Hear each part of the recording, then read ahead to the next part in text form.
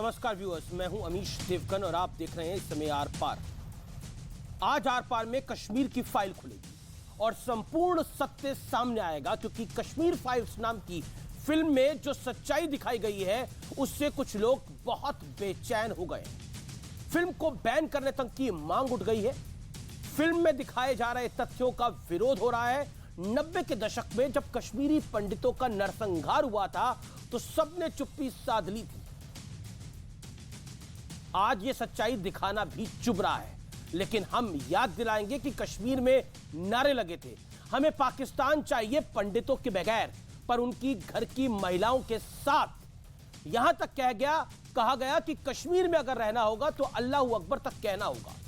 Retired जज नीलकंठ गंजू की हत्या कर दी गई क्योंकि उन्होंने आतंकवादी मकबूल भट्ट को मौत की सजा सुनाई थी।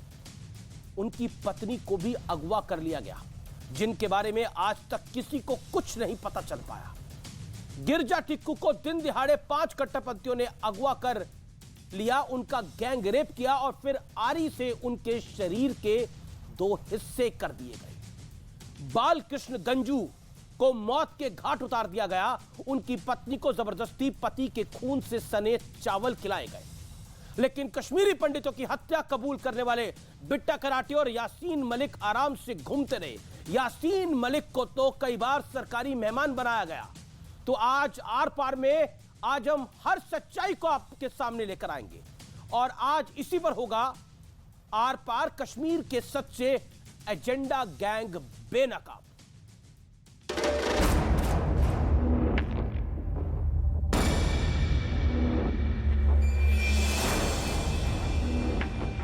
फिल्मी पर्दे पर कश्मीर की फाइल खुली और कश्मीरी पंडितों के नरसंहार का संपूर्ण सच सामने आया तो कोहराम मच गया है। इस फिल्म को बैन करने की मांग उठने लगी। दिल्ली गवर्नमेंट है, सेंट्रल गवर्नमेंट है और हमार ब्रॉडकास्टिंग मिनिस्ट्री है, एक बैन कर दी बोला गया।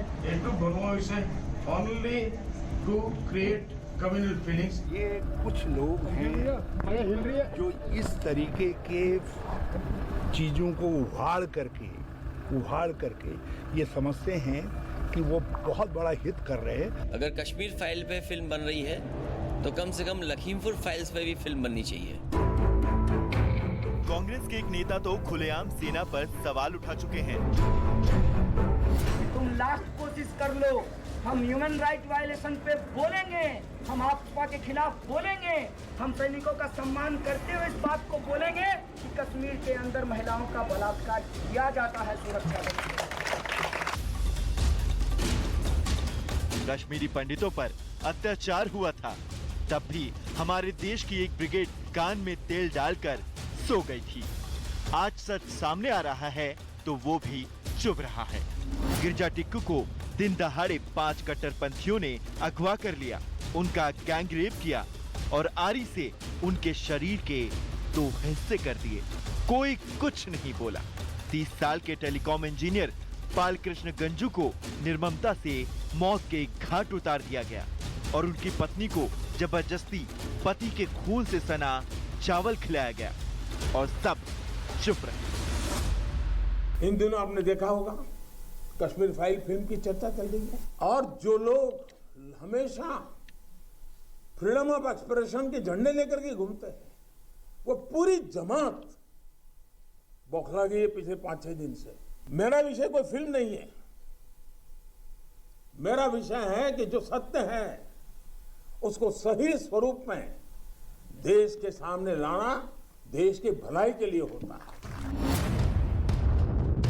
कांग्रेस ने एक के बाद एक ट्वीट कर कश्मीर फाइल में दिखाए गए तथ्यों का खुला विरोध किया।